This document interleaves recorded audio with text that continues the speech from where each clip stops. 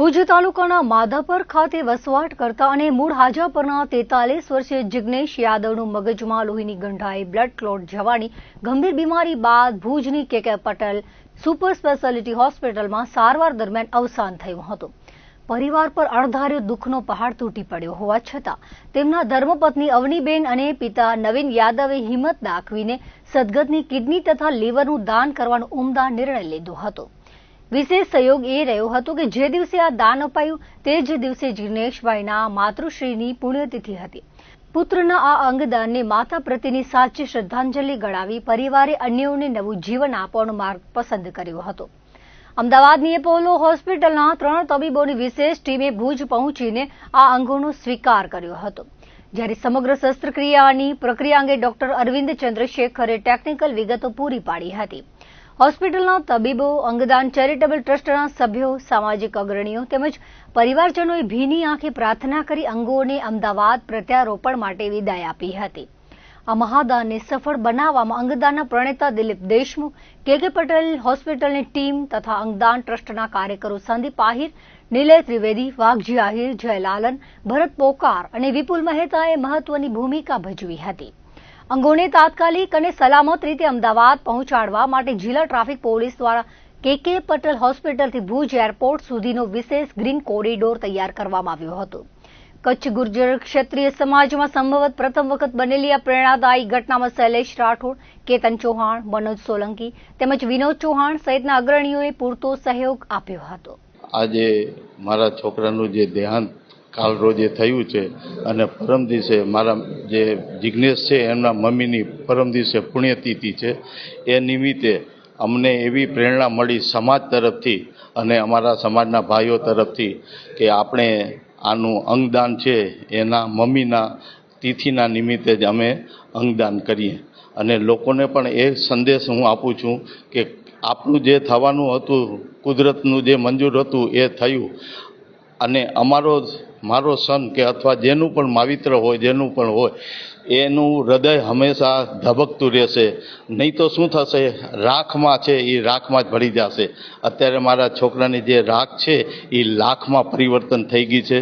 અને જીવનનું સાચું રહસ્ય જે છે કે તમે જીવન જો જીવો, જો બીજાના માટે જીવન જીવો છો ને એ જ તમારું સાચું જીવન છે. અને બધાને હું રિક્વેસ્ટ કરું છું કે જેના પણ માવિત્ર હોય કે જે પણ પોતાના પુત્ર હોય, બહુ મોટું દુઃખ છે એના માટેનું કે આજે દીકરાનો કંધે લઈને આજે બાપ ચાલે છે.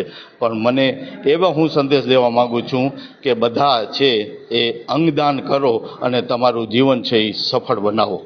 એક દુઃખદ ઘટના અમારા સમાજમાં બની. અમારા નવીનભાઈ યાદવ કે જેમનું મૂળ ગામ હાજાપર છે અને અત્યારે માધાપર રહે છે, મુંબઈ પણ એમનું કામકાજ છે. એમનો યુવાન પુત્ર બહુ ટૂંકી બીમારીમાં એમનું અવસાન થયું. અને ગઈકાલથી જ જ્યારે થોડાક આવા સંકેત જ્યારે મળેલા હતા ત્યારે ખાસ કરીને અમારા સમાજના અગ્રણીઓ ડૉક્ટર મનોજભાઈ સોલંકી, અમારી મહાસભાના વરિષ્ઠ પ્રમુખ શ્રી અમારા શૈલેષભાઈ રાઠોડ, એમના પરિવારજન છે કેતનભાઈ ચૌહાણ અને એમના ઘણા બધા સગા સ્નેહીઓ પણ અહીંયા સવારથી ઉપસ્થિત હતા. અને બધાએ એક ખૂબ સરસ નિર્ણય, સેવાનો નિર્ણય, એક માનવ સેવાનો નિર્ણય લઈ અને નવીનભાઈના સુપુત્ર જિગ્નેશભાઈ નું જે બોડી છે એનું અંગદાન કરવાનો એક નિર્ણય લીધો. અને આપના માધ્યમથી અને અમે અમારા સમાજ તરફથી પણ એવી જ એક અપીલ કરીએ છીએ. સંભવતઃ અમારા સમાજની અંદર આ એક પ્રથમ કિસ્સો છે કે કોઈ નિધન થયું હોય અને એના પછી કોઈ વ્યક્તિએ અંગદાન કર્યું હોય, એવો સંભવતઃ અમારા સમાજની અંદર પ્રથમ કિસ્સો છે. એટલે અમને પણ થોડાક અમે ભાવુક પણ છીએ. અને સાથે સાથે નવીનભાઈ યાદવ, એમના સસરા પુષ્કરભાઈ ચૌહાણ અને એમનો આખો પરિવાર અહીંયા ઉપસ્થિત છે. લગભગ 35 થી 40 લોકો ગઈકાલથી અહીંયા સતત એમની સાથે હાજર છે. અને બધાએ દુઃખી પણ છે, પરંતુ આજે એક એ વાતનો સંતોષ પણ છે કે એમના જેટલા પણ એમના અંગો છે એ બીજા કોઈના શરીરમાં ધબકશે તો એ રીતે અમારા જિગ્નેશભાઈ કોઈને ને કોઈની બોડીમાં જીવિત રહેશે અને બીજા લોકોને પણ અંગદાન માટે પ્રેરણા મળશે. આજ રોજ કે પટેલ હોસ્પિટલમાં એક બહુ નોબલ કાર્ય જે થવા જઈ રહ્યું છે. જિગ્નેશ યાદવ 43 વર્ષના એક યુવાનને બ્રેન ડેડ જાહેર કરવામાં સવારે આવેલા હતા અને એનું આજે ઓર્ગન ડોનેશનનું એક ભગીરથ કાર્ય માનવતાના ધોરણે અહીં હાથ ધરવામાં આવી રહ્યું છે. અને અમારા ન્યુરોફિઝિશિયન ડૉક્ટર નીરજ બાલાની સાહેબ અને ડૉક્ટર અરવિંદ ચંદ્રશેખરન સાહેબની અંડરમાં આ પેશન્ટ એ સારવાર લઈ રહ્યા હતા અને એને સીવી સ્ટ્રોક આવેલો હતો, બ્રેઇન સ્ટ્રોક, અને એમને બ્રેઇન ડેડ આજે સવારે જાહેર કરાયા. ત્યારબાદ પરિવારે કાઉન્સેલિંગ અને ખૂબ જ વિચાર કર્યા બાદ આજે એક ભગીરથ કાર્ય હાથ ધર્યું છે. એમાં ઘણા લોકોને જીવન મળશે, જેમાં અત્યારે ઓર્ગન રિટ્રીવલનું કામ ચાલી રહ્યું છે અને એ અંગો દ્વારા ઘણા લોકોને નવું જીવન મળશે.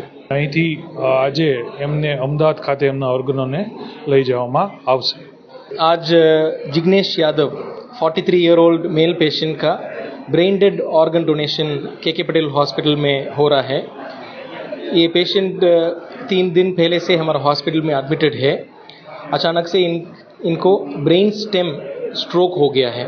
सो ये स्ट्रोक को बचाने के लिए हमने पूरा कोशिश किया है, फिर भी इनका ब्रेन को हम नहीं बचा पाया.